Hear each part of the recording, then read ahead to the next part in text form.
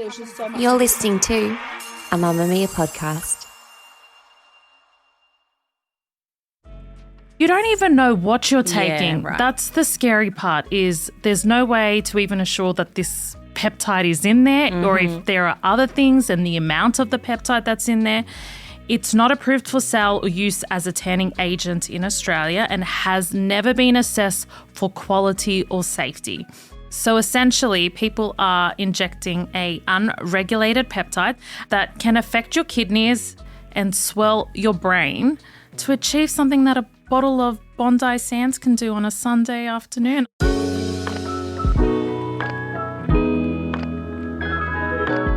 Hello there, welcome to Well, Your Full Body Health Check. I'm Claire Murphy. And I'm Dr. Mariam. And today we're talking about something you might have seen scrolling, or maybe even you've been talking about it in your circles. We're talking about the peptide boom. With the introduction of GLP-1s, which are, yes, a peptide, a natural hormone produced in the gut that regulates blood sugar and appetite, we've been introduced to this notion that we can control our hormones to some degree, and that in turn has led to a bit of a scary trend that has grown from the gym bro scene into something that's been exploited by influencers and then in turn created this massive unregulated and unsupervised human experiment as people start to inject substances that they have no way of knowing exactly what they contain. That is coming up today. We also have a quick consult today for Mariana, who has a very painful butt issue that she's wondering might have something to do with her very long hair. Oh. But next, it's med school time, and I want to address something you might have seen in your feed about the internal contents of your pad. We're going to do a little bit of myth busting today. Welcome to med school. Mariam, there's a TikTok video that's been going viral. It kind of comes around the internet every now and then. Yep. Late last year, it was doing the rounds again, and so you might have seen it. Have a look. So a guy's holding up a sanitary pad. It's new. It's out of the box. It still has the adhesive sticker still on it.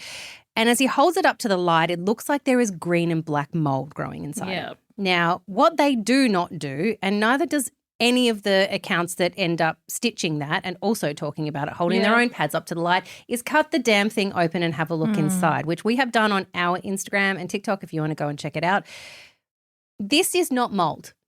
This is the absorbent material. Sometimes it is plant-based. There is cotton, for example, in there, and other fibres that they use to absorb period blood. It will appear darker underneath yellow light in particular, and that yellow light also makes some of the internal layers look a little bit yellowy or greeny. Yep.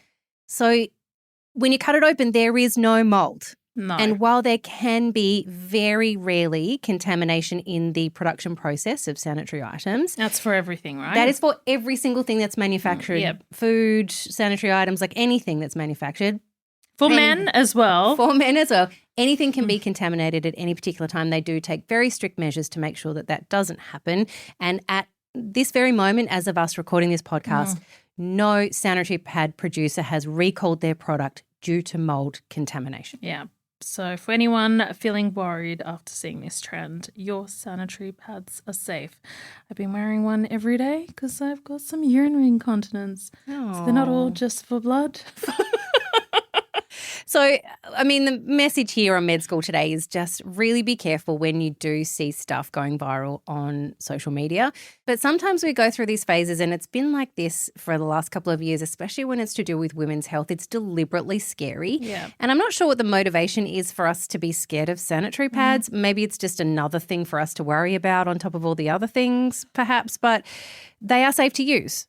I really don't understand what the benefit of this is because it's not a public service announcement. It's just literally making people scared for no good reason. It's a scare tactic, yeah. Please know your sanitary pads are safe. Check-up time next. Today we are checking in on a biohacking trend that seems to be everywhere all at once right now. So Mariam and I are going to break down what the heck peptides are, why they're the current talk of the town, and whether you can, as these online influencers continue to claim, hack your own hormones.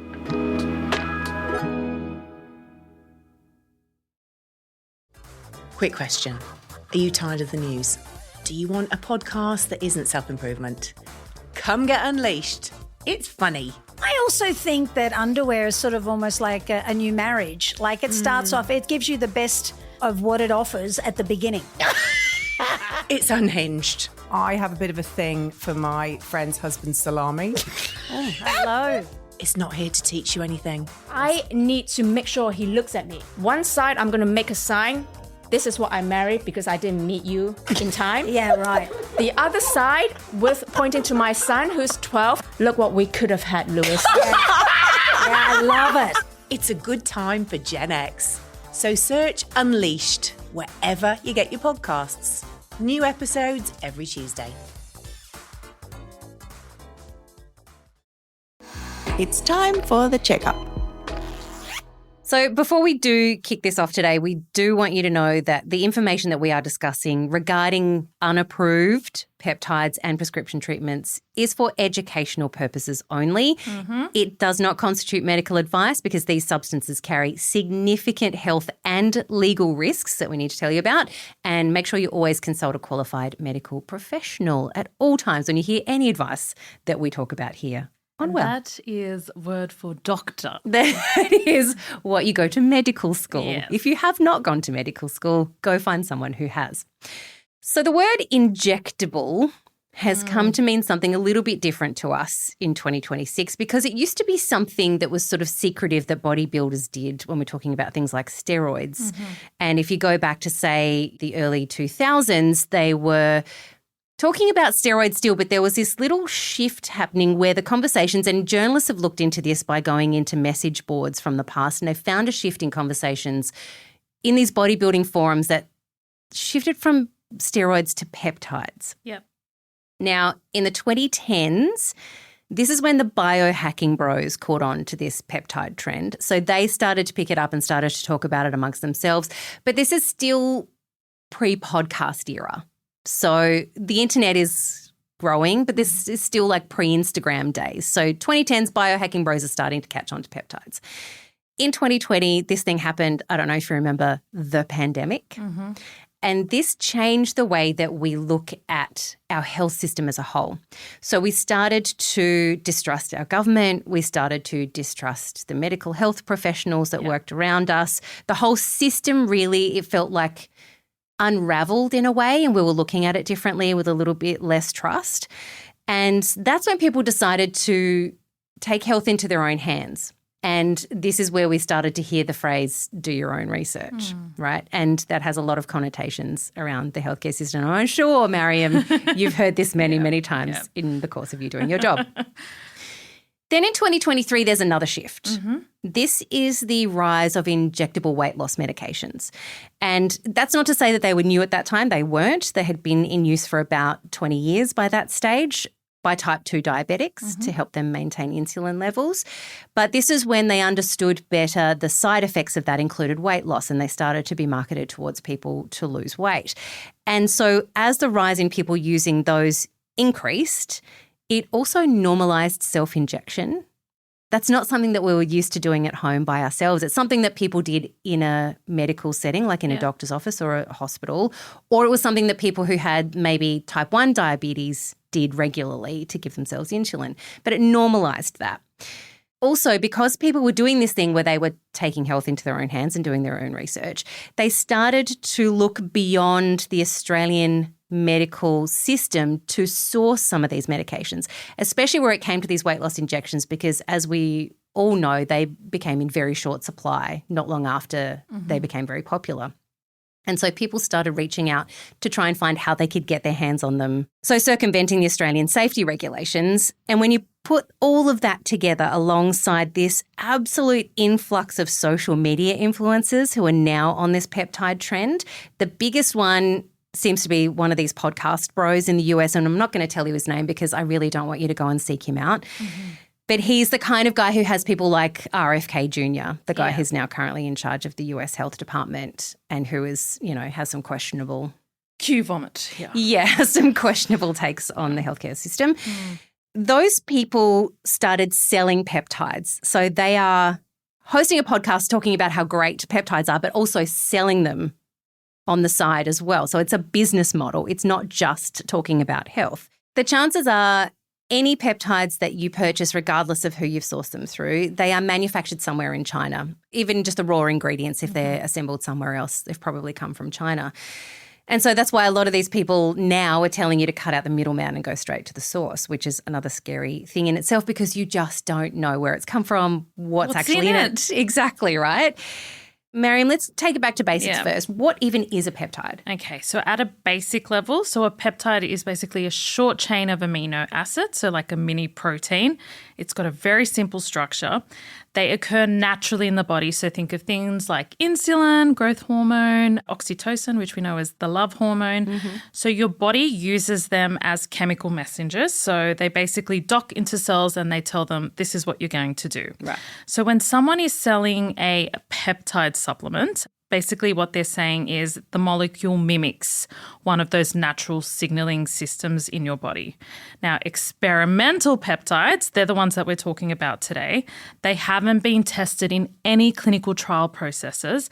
They're often purchased from manufacturers in other countries. These include growth hormone adjacent peptides, copper ones that online claims say supposedly help with skin. There are some that are said to supposedly help with sleep. And one you might have heard quite a bit about is melanotan. Yeah. And people are using that to tan from the inside through an injectable or even a nasal spray. Okay. They're easy to manufacture and they often sit in a grey regulatory zone unless they're developed as formal drugs, which isn't happening anytime soon. Yeah, okay. So you mentioned one there. The tanning one, can you get into more detail? Melanotan. Yeah. So this is actually really interesting. It's a synthetic peptide, started as a love story. It's got a love origin story. So I'm going to talk to you about this. So it was actually invented by scientists who were trying to prevent skin cancer. Okay. The idea was that if we could give people a tan without the sun, so it sounds noble, right? But the side effects in the early trials were a lot. So think of things like nausea, headaches, facial flushing, loss of appetite. And I'm going to mention one because it's interesting, spontaneous erections, which I mention only because it accidentally led to a whole separate drug for sexual dysfunction. Okay, that's really interesting because there's one of these looks-maxing bros who did a podcast who said he was using this and was getting, in his words, raging boners. Yeah. Okay. And so anyway, that led to a separate drug for sexual dysfunction. Okay. But here's where it went wrong. So in trials, they found that it was stimulating moles and freckles in ways they couldn't predict or control. Okay. So for a drug designed to prevent skin cancer, that's a serious problem, right? Serious enough that the TGA, so that's the Therapeutic Goods Administration, has issued a formal warning with skin cancer listed as a primary concern. Okay. It's also been linked to things like kidney dysfunction and brain swelling. Oof. So it never got approved anywhere. So that's the TGA, the FDA in America. Hard no across the board. And then the internet found it. Of course. So now it's sold online with zero quality control and no verified dosing. So essentially people... so you don't know how much you're taking. You don't even know what you're taking. Yeah, right. That's the scary part is there's no way to even assure that this peptide is in there or if there are other things and the amount of the peptide that's in there. It's not approved for sale or use as a tanning agent in Australia and has never been assessed for quality or safety. So essentially, people are injecting a unregulated peptide, so I'm doing that inverted commas for people that are listening and not seeing, that can affect your kidneys and swell your brain to achieve something that a bottle of Bondi Sands can do on a Sunday afternoon. I can't understand Not that we it. condone laying out in the sun because that is very bad for you and you'll get potentially Bondi get skin Sands is cancer. the fake tan. Oh, that's a fake tan. No, okay, I'll take we're not. that back. I'm a doctor, okay? Sorry.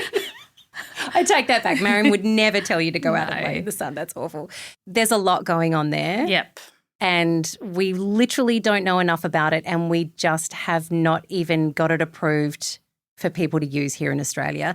And I think we need to point out too that that is the case. And so if you are caught using or possessing this, it could be in breach of state and territory laws. Yep. So you could find yourself in criminal trouble for even possessing these things. I want to run through some of the other peptides that I've been seeing quite a bit on social media. People are experimenting with like cocktails of these things, which is terrifying. So these unapproved substances, influencers say they're stacking them, which is common slang that you'll hear when talking about that. But it's essentially putting a bunch of these so-called, in inverted commas, peptides together with a promise that it's going to optimize your entire body from top to tail, essentially. And so They talk about it like it's true science, which is the part that's really misleading. It sounds like it's backed up by medical claims and sounds legitimate. It's not, and that's something we need to make really clear. These people are in no way accountable for what can potentially happen to you if you do use these things. So these people might be doing whatever it is they're doing and seem fine. They might also not be. They might be lying to you about whatever the side effects might be that they're experiencing. Who knows what they're injecting? It might just be normal saline and they're getting that commission. Like, you don't know. Yeah, that's very true. Okay, let's talk about one of these that's often mentioned for skin in particular is GHKCU. What do we know about it? Why is it dangerous to self-administer these? So we call them research chemicals, right? So GHKCU, it's a naturally occurring copper binding peptide. So it's best known for roles in wound healing, skin and hair regeneration. It's in skin products like creams that we put on our face and broad pro-repair signaling. But there is no credible human clinical evidence to support claims I being can feel made your frustration about injectable. Yeah. So yes, we have it in topical forms, but there's no claims to support it being injected. Using them essentially is equivalent to being an unregulated human lab rat. Because even lab rats have better conditions. We're like when they're being monitoring them, experimented on. right? Yeah. So okay. essentially you're out in the open world and no one's looking after you. No one's looking at your bloods. No one's monitoring you. And we're going to presume that maybe you're not telling your GP about using these kinds of things either. I mean, you could be, but still. I did actually look through some of the websites that sell peptides to Australians. And I'm not going to name them, obviously, because that is not the right thing to do. But I looked through their products and they claim that this peptide that we just talked about is extensively studied for its role in wound healing, tissue remodelling and antioxidant research applications. What can we take from that, though, Mariam, when they say it's been extensively studied? I'm rolling my eyes like my eyes have come off the back of my head. My eyes now face backwards. Okay, so the result that these claims are basing the statement on is preclinical, so only tested on cells or rodents, not on humans. Okay, so that's a big thing. So maybe like a human cell, but never an entire person. No, of course not. So the moment you see preclinical research or research applications on one of these websites, that's your telltale sign, right? Okay. It's never been tested in humans in any meaningful way. So the language sounds like legit, right? Sounds rigorous. It's designed to sound that way, but it is a very long way from we know this is safe and effective in your body, okay? So we know reported side effects with the limited data that we have include skin irritation, redness, rash, but the systemic ones, that's the ones we want to know about, aren't documented because we have no trials. There's no trials, right? Okay. This one I've been seeing everywhere, BCP 157 or body protection compound. Sellers of this claim it helps blood vessel formation and tissue repair. But Mariam, is there any truth for that for humans? Yep. So BPC 157, that's probably one of the most hyped peptides in the stacking world right now. For starters, the peptide has only been tested on animals. Again, human data is so sparse and it's low quality. So we're talking about a phase 1 trial that was cancelled in 2015. Right. And in 2025, a pilot study. So a pilot study is like the lowest level of studies, and that only included 2 adults. Okay. So no large randomized controlled trial that shows any clear benefit for any human conditions as of right now. Okay. And here's what doesn't get talked about enough. So when you artificially promote blood vessel formation, so that's something we call angiogenesis and cell growth, you're activating the same biological mechanisms involved in tumour development. Oh, because sometimes they have their own blood supply and things, right? Okay. So when people are self-administering this with zero medical supervision, that uncertainty is so scary, right? Okay, let's take a deep breath. Take a deep breath. Mariam's getting so wound up in here. I mean, if you came in here right now and told her what you were doing with these things, I think she would sit you down and give you a very stern lecture. Yeah. All right, another one that's getting a lot of attention is retatrutide, or Reta, as it's commonly referred to as online. What do we know about this? I understand this one has an effect on hormones. Yeah, so this is another one that impacts GLP-1 receptors. So the one's currently on the market, approved by the TGA for the management of type 2 diabetes and weight loss. It's officially being created by a pharmaceutical company who also makes other weight loss drugs, but it's not yet approved, okay? That hasn't stopped people from sourcing it through these grey markets that we've talked about. So some of the websites you mentioned before say explicitly that it's shown promise in preclinical metabolic research, which means, again, only tested on animals or cells only. The new experimental compound currently in trials is even more complex, and people are taking it without, again, any medical supervision or understanding of the long-term impacts. So we know that GLP-1 receptor agonists can work on hormonal pathways. Now, with this new redder compounded peptide, we don't know essentially what hormonal pathways it may work on and what side effects can occur as a result. And that's going to be the issue in like 5 to 10 years from now. Who knows what's going to come around? And same thing with vaping. We're going to see all these side effects pop out long term. There was that recent research on vaping too. That now it's considered a carcinogen. That it potentially can cause cancer. And the fact that because it's only really been around since about 2008, we don't have enough people who've just vaped their entire life to know what the long-term impacts are. But we know what smoking ended up doing. Lab rats. Yeah. We don't want to be a giant science experiment that no one is paying attention to, because that's essentially what we're doing right now. No one is overseeing it. The results aren't tracked unless you count asking your gym buddies what the impacts are. The crazy thing is, right, when we go back to COVID, everyone was so hesitant about the vaccine because we didn't have phase 4 trials. We don't even have phase 1 trials. What is happening? With so many influencers pushing it though, it gives it an air of safety or legitimacy when realistically it's the exact opposite, right? Yeah. And this is what frightens me the most. I know I look worked up and angry. You do look really angry. This is the first time I've actually seen you really angry. But I'm scared because when you see someone with 100,000 followers injecting something confidently on camera, your brain's reading that as evidence, and it's not. It's anecdotal. It's dressed up as data. Essentially, we're running the largest uncontrolled human trial in history. There's no ethics committee to approve it. Nobody's tracking the outcomes. Nobody's following you up in 5 years.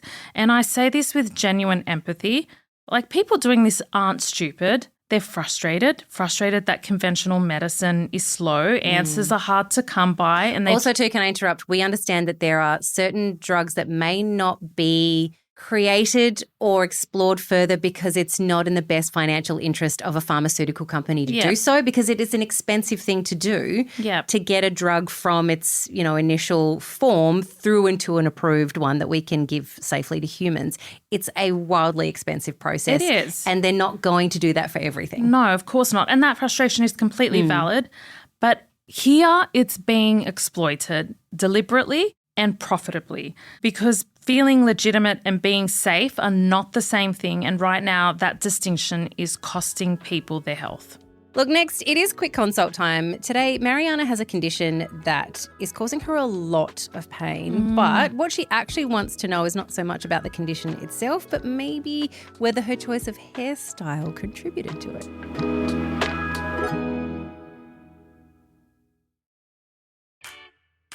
It's Monday morning and your mind is already racing. And you're replaying an awkward conversation you had during the week. Your inbox is full, your patience is gone, and life just feels like a lot.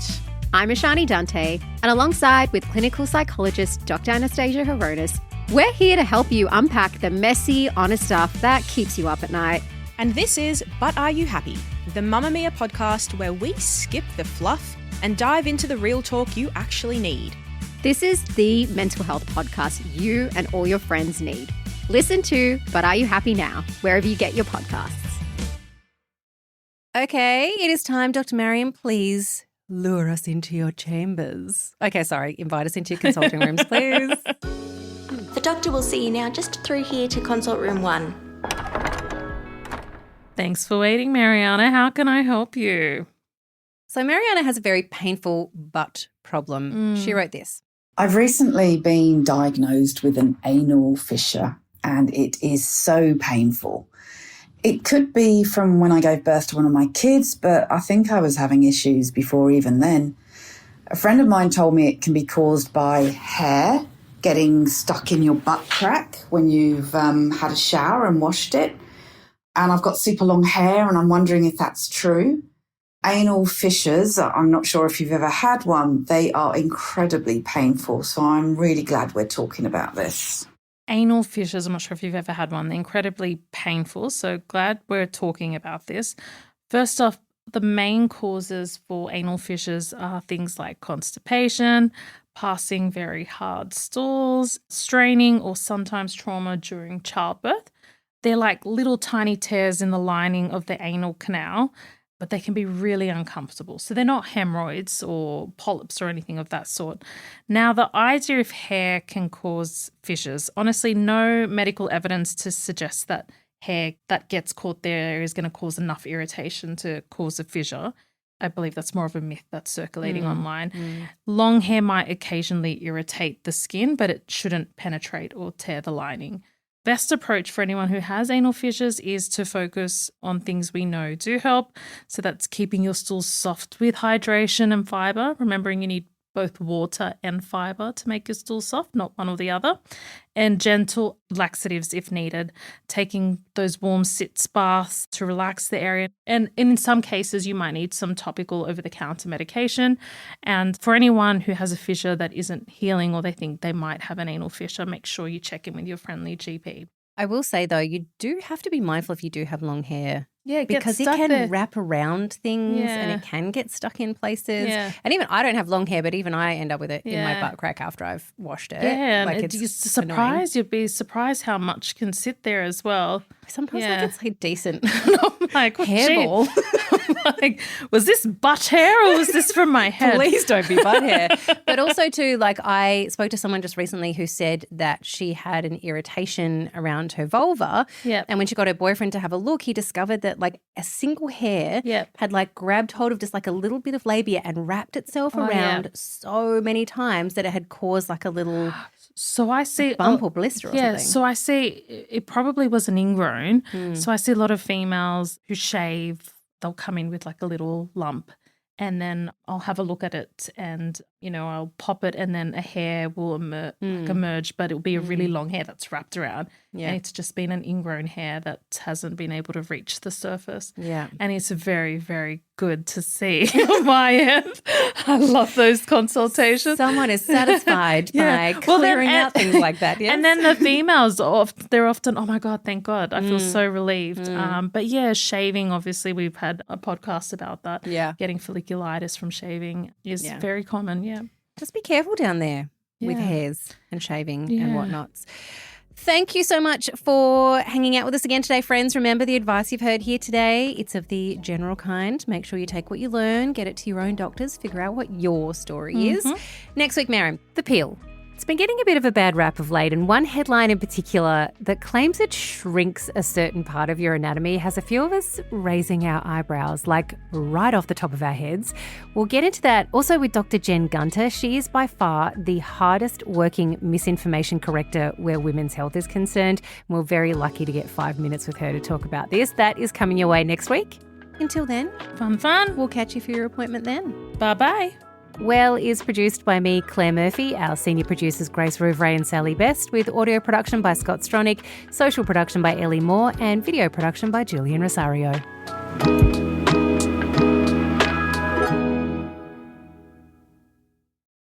Mamamia acknowledges the traditional owners of the land we've recorded this podcast on, the Gadigal people of the Eora Nation and the Wanneroo people. We pay our respects to their elders past and present and extend that respect to all Aboriginal and Torres Strait Islander cultures.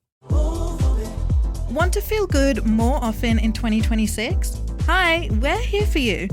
Move by Mamamia helps you fit movement into your everyday, giving you more of me time whenever you need it. From strength and cardio to yoga and Pilates, with workout plans that fit every space, every body, and whether you've got 10 minutes or 40. Start 2026 with enjoyable movement from just $9.99 a month. Mamamia subscribers get unlimited access. Head to move.mamamia.com.au and use MoveMe to get $20 off an annual subscription.